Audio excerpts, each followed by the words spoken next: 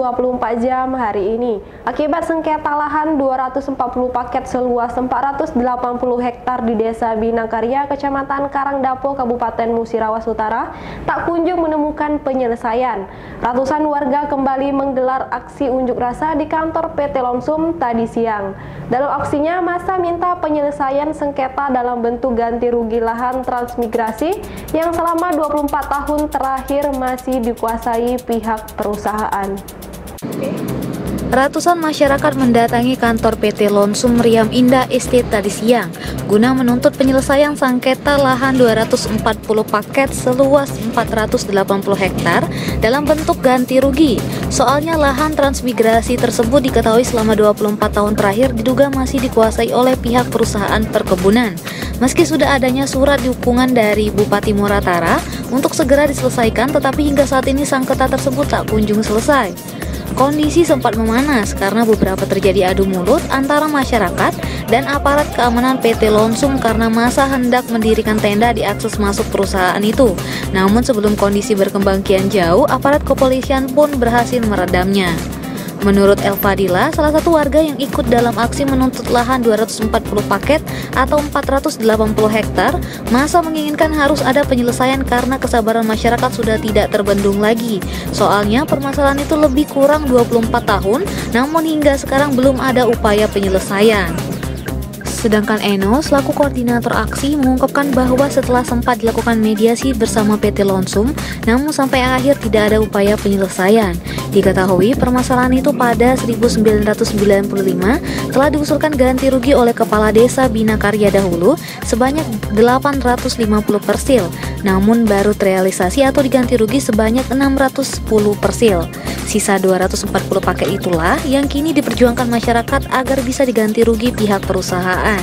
Sebelumnya, masyarakat Desa Binakarya yang awalnya berkumpul di kantor Desa Binakarya telah dinasihati oleh Kepala Desa Binakarya, Dumiati, untuk tidak menggelar aksi tersebut. Namun karena keinginan masyarakat sudah tidak bisa terbendung, Kepala Desa Binakarya hanya meminta untuk tidak anarkis serta tetap mematuhi protokol kesehatan. Reporter dan juru kamera Sony Harsono, palpres.com. Pemirsa, puluhan guru sejarah dari berbagai SMA di Sumatera Selatan dan mahasiswa kembali belajar naskah aksara Ulu. Dalam workshop yang digelar program studi sejarah peradaban Islam Fakultas Adab dan Humaniora UIN Raden Patah Palembang ini bertujuan sebagai penguatan kearifan lokal dan ahli media naskah aksara Ulu. Sebanyak 60 peserta antusias mengikuti kegiatan workshop penguatan kearifan lokal dan alih media naskah aksara Ulu tahun 2020 di Aula Museum Negeri Sumatera Selatan Bala Putra Dewa. Mereka merupakan guru sejarah dari sejumlah SMA sederajat di Sumatera Selatan, mahasiswa dan masyarakat umum. Kegiatan ini merupakan program pengabdian kepada masyarakat dari program studi sejarah peradaban Islam Fakultas Adab dan Humaniora UIN Raden Patah Palembang. Dekan Fakultas Adab dan Humaniora UIN Raden Patah Palembang, Dr. Endang Romiatun mengatakan, kegiatan ini untuk memberikan pemahaman kepada masyarakat tentang aksara Ulu yang banyak digunakan dalam manuskrip kuno zaman Kesultanan Palembang Darussalam. Sumatera Selatan ini kan kayak akan manuskrip ya, atau naskah kuno. Nah, di antara naskah-naskah kuno itu banyak juga beraksara Uluan atau yang kagana itu, aksara kagana ya. Nah, kita berharap bahwa aksara yang dipunyai masyarakat Sumatera Selatan ini bisa dipublikasikan oleh masyarakat umum, bisa digali isi dari naskah tersebut seperti itu. Sementara itu, Nuzulur Romadona, penggiat aksara Ulu yang menjadi tutor kegiatan ini mengatakan materi yang diberikan menyalin naskah kuno koleksi Museum Negeri Sumatera Selatan dari media gelumpai atau bilah bambu ke atas kertas padi. Karena ini aksara asli daerah Sumatera Selatan dan aksara ini merupakan turunan dari aksara Palawa, dan turunan dari Palawa ini yang disamakan itu adalah huruf silabarisnya yang diambil dari masyarakat Sumatera Selatan dan diadopsi dengan huruf asli daerah Sumatera Selatan. Diajarkan ini adalah aksara-aksara dasar Sumatera Selatan atau pada umumnya huruf-huruf dasar yang kami ajar. Reporter Citra Utama, juru kamera Al Hadi Parit, palpres.com. Prajurit Kodim 0401 Muba akan melakukan penertiban lokasi penyulingan dan pengeboran minyak ilegal yang berada di wilayah hukum Musi Banyuasin.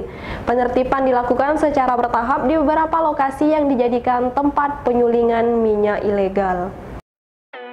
Komandan Kodim 041 Muba Letkol Arhanuts Faris Kurniawan memimpin langsung penertiban lokasi penyulingan dan pengeboran minyak ilegal. Penertiban dilakukan dalam rangka menjalankan maklumat bersama antara Kodim 0401 Muba, Polres Muba serta pemerintah daerah. Penertiban dilakukan pasca meledaknya lokasi penyulingan minyak ilegal. Letkol Faris menjelaskan, aktivitas penyulingan dan pengeboran selama ini dilakukan secara ilegal. Selain melanggar peraturan, juga bisa merusak lingkungan sekitar. Ke depan, pemerintah daerah mengkaji untuk mencari solusi terkait usaha warga yang ilegal. Dia menyebutkan, wilayah Babatoman ada sekitar 28 tempat penyulingan yang sudah ditutup. Saya selaku Komandan Kodim mengharapkan kepada masyarakat Musi Banyuasin khususnya yang saat ini masih melaksanakan kegiatan penyulingan secara minyak ilegal, saya harapkan untuk segera tutup, dikarenakan hal itu yang pertama adalah melanggar undang-undang, melanggar hukum, dan yang kedua dampak lingkungannya juga sudah terasa, dan yang ketiga contoh bukti nyata korban jiwa sudah ada. Jangan sampai nanti masyarakat itu sendiri atau bahkan orang lain yang notabene-nya dia tidak melaksanakan kegiatan penyulingan itu malah menjadi korban. Sebelumnya pihaknya juga melakukan edukasi dan pemahaman kepada masyarakat dan penambangan bahwa aktivitas yang dilakukan tersebut merupakan ilegal yang bisa membahayakan warga maupun lingkungan sekitar. Reporter dan juru kamera Firdaus Palpres.com. Berita terakhir Sumsel 24 jam hari ini. Akses jalan Desa Sungsang 1 menuju SMP Negeri 1 dan SMA Negeri 1 Banyuasin 2 mengalami rusak parah. Padahal jalan tersebut menjadi satu-satunya akses warga dan siswa untuk menuju ke sekolah mereka. Jalan menuju SMP Negeri 1 dan SMA Negeri 1 Banyuasin 2 cukup memprihatinkan. Padahal jalan tersebut merupakan satu-satunya akses warga dan siswa. Namun kondisinya saat ini rusak parah.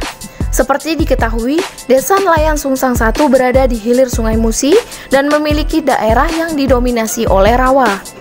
Sehingga akses jalan kebanyakan dibangun setapak dan bertiang.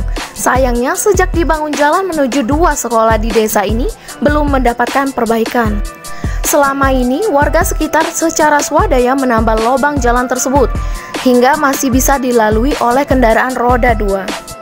Camat Banyuasin 2 Salinan mengungkapkan mengaku akan mendapatkan bantuan pembangunan jalan setapak dari pemerintah Kabupaten Banyuasin pada tahun perubahan anggaran 2020. Oleh karena itu, pihaknya berharap jalan menuju sekolah di kecamatannya akan segera diperbaiki. Total bantuan perbaikan dan pembangunan jalan sepanjang 150 meter. Jalan akses dari sekolah, SMP, SMA, dan ke puskesmas. Namun dalam tahun ini juga di ABT ini akan segera dilaksanakan pembangunannya dari pemerintah Kabupaten Banyuasin. Menggunakan dana APBD, Pak? Ya? APBD, dari anggaran perubahan. Perbaikan, tetapi banyak yang memang yang sudah tidak bisa diperbaiki lagi, jadi memang harus kita ganti. Ya mudah-mudahan bagus. Kemarin dihitung sekitar 150 meter kalau secara keseluruhan, tapi mungkin belum secara keseluruhan diperbaiki mana yang memang urgen dan yang memang sudah rusak. Betul, seperti itu. Reporter dan juru kamera Budi Alamsyah, Palpres.com.